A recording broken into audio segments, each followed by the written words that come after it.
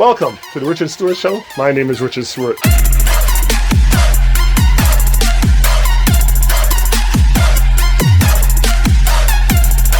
I'm a former national team player for the Canadian national team who won a silver medal for Canada in the 91 games in Sheffield, England. I also played at St. Joseph's University NCAA Division I in the Atlantic 10 Conference. Stewart again down the lane, no foul, they let him have it. Richard has 19. Currently, I own Advanced Basketball Canada, a program that teaches kids how to play basketball from the fundamentals to the more advanced. Two of the notable players that I've trained are Dillon who plays for the Memphis Grizzlies, and Brooks will go and jam it with the right hand off the setup by Moran. And Ignas Brazdeikiz, Brazdeikiz to steal, some contact, and we play on. Brazdeikiz, who plays for the New York Knicks.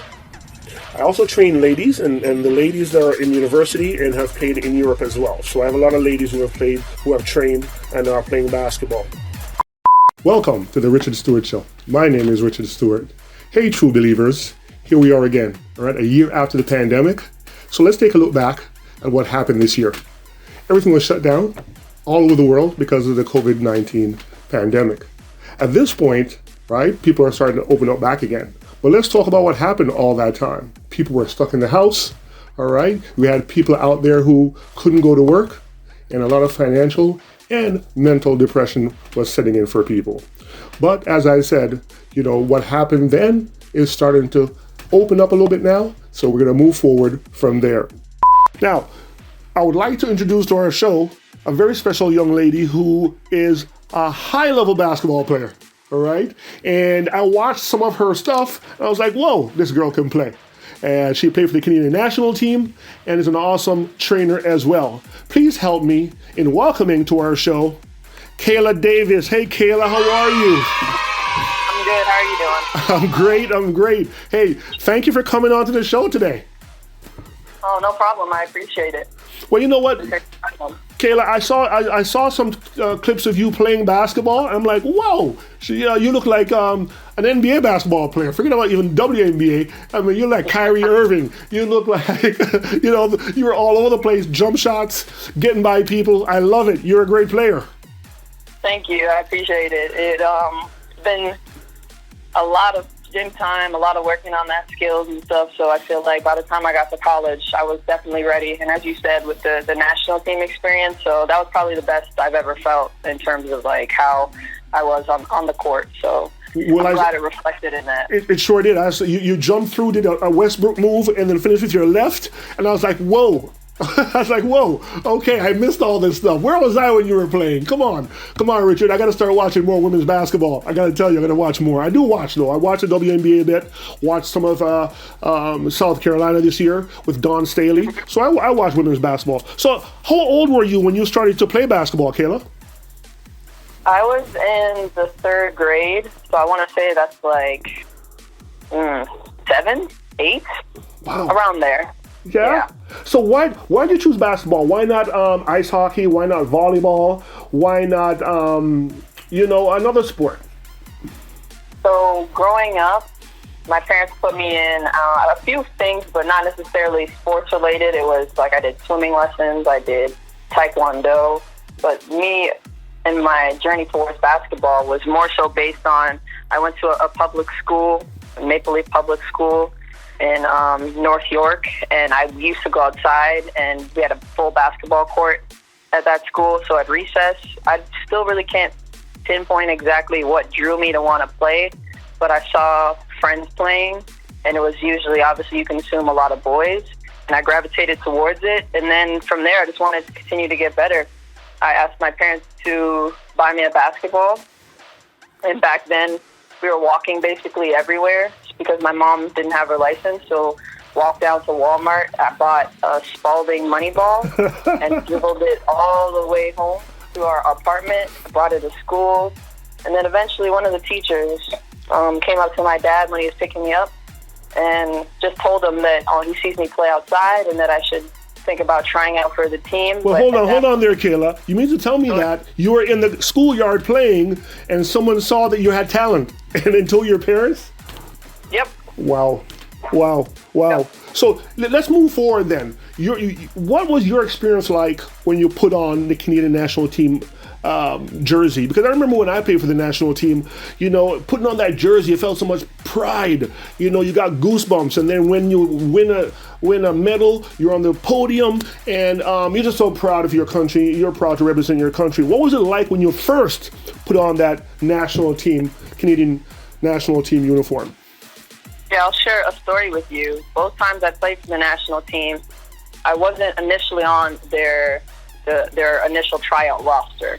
So something happened. I think one of the tryouts, someone got hurt, or they needed an extra body. In both cases, I was brought on into the tryouts because they needed an extra body. And This was 2012, 2013, around that time. Wow. And I came in, and my mentality was, hey, obviously as a player, you're going to believe you should have been invited initially, but I'm going to show them that they kind of messed up by not putting me on it. That initial 20, 30, however many people they had, it was probably more than that, probably closer to 30 to 50 people at that tryout, and I ended up making the team. So nice. Well, congratulations. I'm really, really excited to hear you say that. And our stories, and I've spoken to you before, Kayla, our stories mirror each other. The first time I tried out for the junior national team, I had jumper's knee, what they call Ostenschlager. I had jumper's knee. And my knee was hurting me so much at the tryout, but I still outplayed people. But I wasn't chosen that year. The Canadian team went to Thailand. But the next year when I tried out, I was destroying everybody. I said, you should have brought me with me on one leg.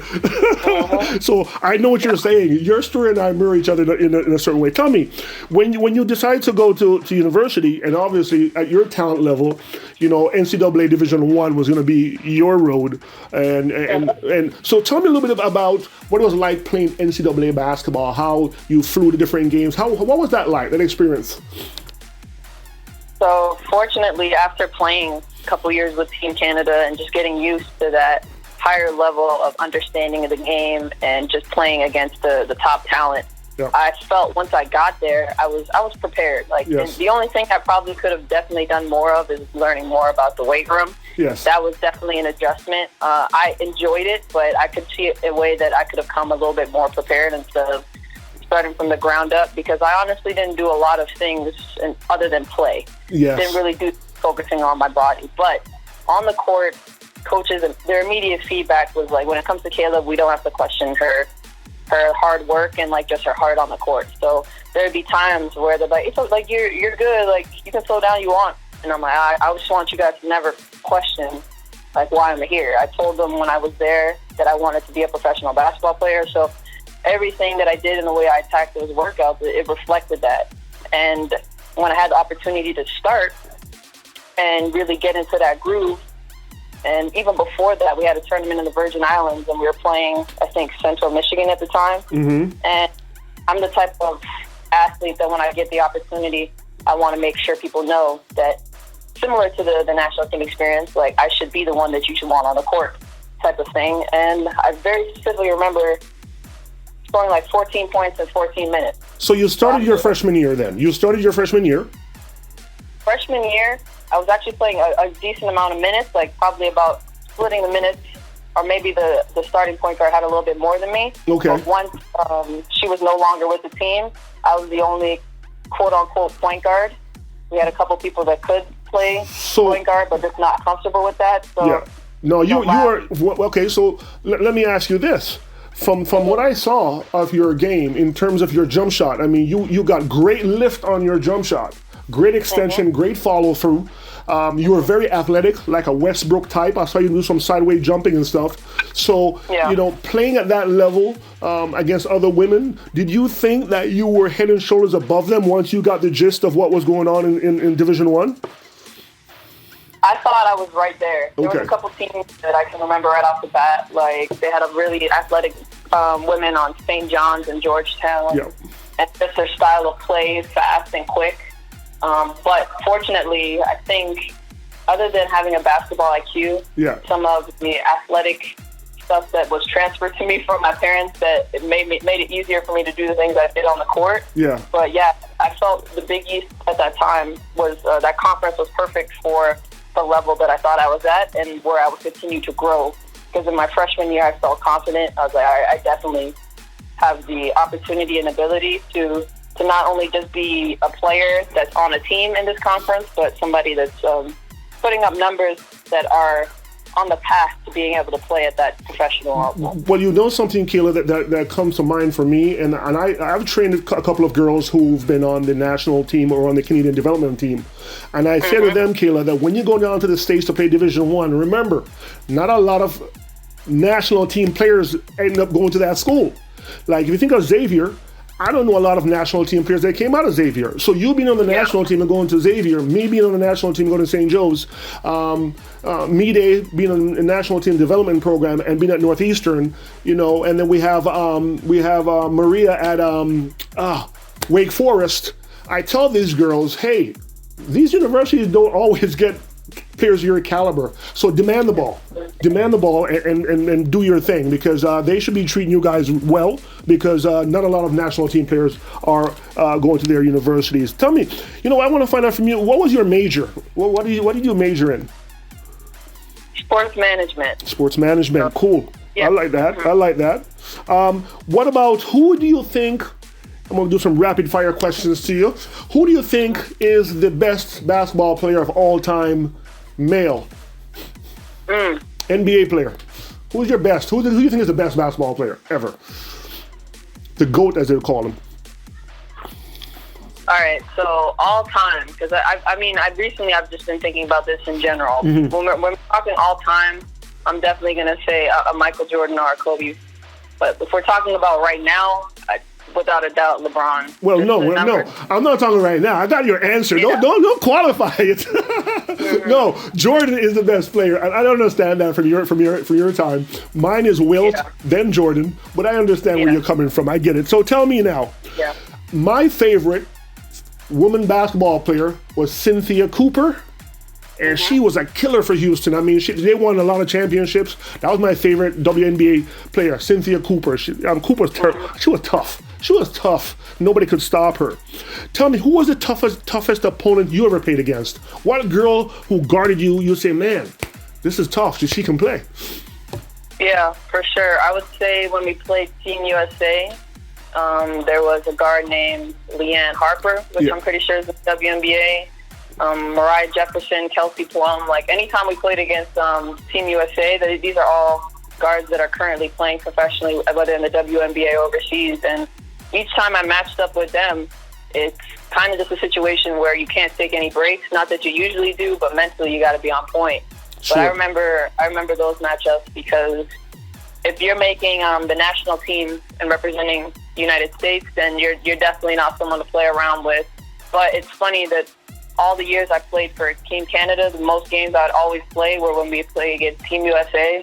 And I think it was for a reason, strategically, with the coaching, because just being able to stay in front of those people defensively, being confident with the ball, it takes somebody that is, I wouldn't say, I've always kind of equated myself to having more of that style of play. Growing up playing with guys naturally is going to make you a little bit more stronger in certain aspects, because, you know, they're naturally quicker. Sure. That was the reasoning behind that. But yeah, that's to answer your question. It would be any year that I played them, those guards are the ones that are going to stand out. And, you know, you're going to have to, the entire time you're playing, make sure that you're focused on defense, and then don't give them any easy, don't let the ball be out too far. They're going to take that away from you. Well, you know what? You're right, because when I watch you play, I can see you have some of the guy swagger in you, and you're a woman that can play the game in your own right.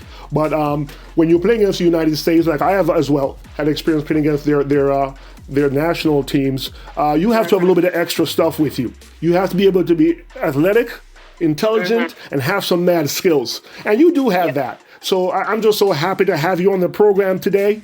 I really appreciate it. Tell me this last thing. What are you doing now? And are you helping kids? Or what are you doing now in terms of basketball, since you have retired from basketball?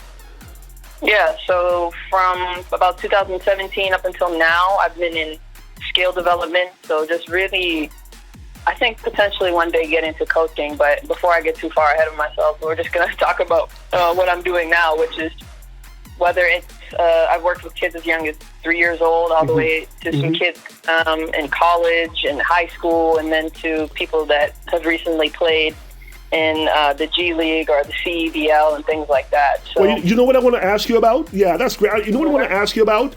If you look at the Raptors, because you and I have the same sense of the game when you break it down. If you look at the Raptors, I believe the Raptors, I said this at the beginning of the season. I said on another show, I said that the Raptors are going to be between 5 and 7. Do you think they'll slide to 8? I think there's some potential leeway, but I think you're more on the path right there. I think your answer's more accurate. Yeah, because I see from last year, I and the years before, I saw their bench a little bit depleted. I saw guys moving into the starting lineup that weren't ready for prime time necessarily.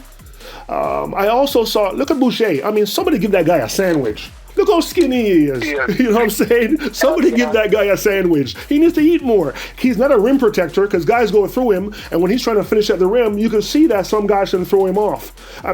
I like the kid. He has a lot of oomph, a lot of verb, a lot of all that good stuff. But you know what? Somebody needs to give that guy a sandwich. I think you know what I think? I think that we should hook him up with one of the Italian girl, have her go over with him to her Nona's house where they make everything from cannoli to lasagna, and he eats everything and get him bigger. You know what I'm saying? Because I think he needs some work. What do you think about Kyle Lowry? What do you think they should do with him? So he, I think, recently just passed Chris Bosh for the total amount of points scored during their time with the franchise. So he's obviously, without a doubt, a huge staple in what the Raptors have been in their identity for a while. It just really is a situation where you can see the Raptors might be on one of their tangents or their paths where they're going through another more rebuilding phase with younger guys. And it really just depends if they want that veteran presence, which I think is always valuable because especially at the point guard position. But I could also see them potentially giving a younger guy a shot and giving him more minutes. That's a great point because I've been telling people that right now Kyle cannot play any of the quicker point guards. They get by him. Right, they get by him now, and as great as he's been for Toronto, and his number will be in the rafters, and retired here in Toronto. However, his time, I can still see his time is getting to the point where he's a little long in the tooth, as they would say. I think Van Vliet is ready to step into that role. However, you're right, Kayla.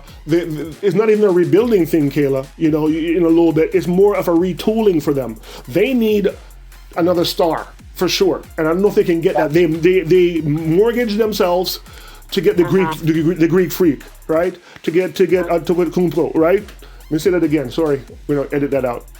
They mortgaged their future, right, to get Giannis, the Greek freak, and he decided to stay in Milwaukee, and they gave up Ibaka, who was a rim protector and one of the veterans on that team who gave them a lot. Senior leadership, as you would say. So right now, you know, the Raptors are in a tough pickle, especially in the Eastern Conference when you have Miami, who is still strong. I mean, Miami has some young shooters who shoot the lights out. The Sixers with Doc Rivers, they've put Embiid in the post where he should be because he dominates from there. Ball in, ball out, old school basketball. Sixers will be fine. Then you have the Nets, who I don't believe in yet. They're not cohesive yet. Then you have, who else do we have here in the East? Who else can you think of? I think that's it. So Milwaukee, I'm not sold on them. I think Giannis is not able to break people down and to hit the outside jump shot in the playoffs. What do you think? Yeah, I agree, but it's just more so the pieces they put around him, and if that's something that he's going to need to do to push them to that next level, or if he's going to be able to still get away with it for a bit. But it seems like, that outside shot and being a little bit more, not just putting his head down and driving and seeing what happens, is going to be helpful for them to push past that because it helps. It helps when you have teams like you're talking about, even Brooklyn, they might not be meshing now. There's some rumors. I don't know if Griffin's going to go there, but when you have people, regardless of how long they play together, that can spread the floor and create compared to people that need to have their head down and drive and automatically open that game. So that's awesome. That's awesome analysis by you because, in terms of Giannis, if he tries to drive to the basket, everybody knows to put two people in front of him. right, in the playoffs. And great point, Kayla, about the Nets. They have some great basketball players on that team. They know how to play in crunch time.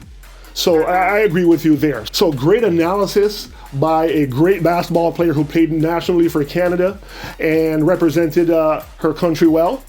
So Kayla, tell me a little bit about your company and what you guys do. So currently, Up Next Training is the name of my organization, and really, like I've mentioned earlier, when it comes to player skill development, that's our bread and butter. You know, we want to really give people an opportunity, and especially, like, you can probably attest to the fact that players, especially in the GTA or regardless where you are, not everyone has access to work with people that have played at maybe the national level, Division I. So I think it's my job, as much as I can, to kind of give people my perspective, and if I've lived and the mistakes and things that I've learned, kind of give that back to the community. And through that training, regardless of age, really have experience training multiple age groups, people in college, high school, professional level, working with them to continue to help and improve their game. And that's what Up Next Training, that's our MO, and that's what we're all about. Well, how will they contact you, Kayla? Shout out your website and or phone number. Well, how can people contact you? Please let us know. Yes, yeah, okay, for sure. So when it comes to getting in contact with me, the best way to do that, on Instagram, there's Up Next Training. That's our handle. And then also through, we have, I would say mostly the Instagram page. Directly through that has my email associated on there, or you could just email upnexttraining@gmail.com for any inquiries. So those are the two best methods. Great. Hey, folks, you heard her out there. Check her out. Kayla is the real deal. She can ball. And if it comes from Coach Richard, you know it's real. All right? Ladies and gentlemen, let's thank Kayla Davis for being on our show today. Thank you, Kayla. Thank you, Richard. I appreciate it. Hey, guys, you know what we do here at Advanced Basketball, what we say.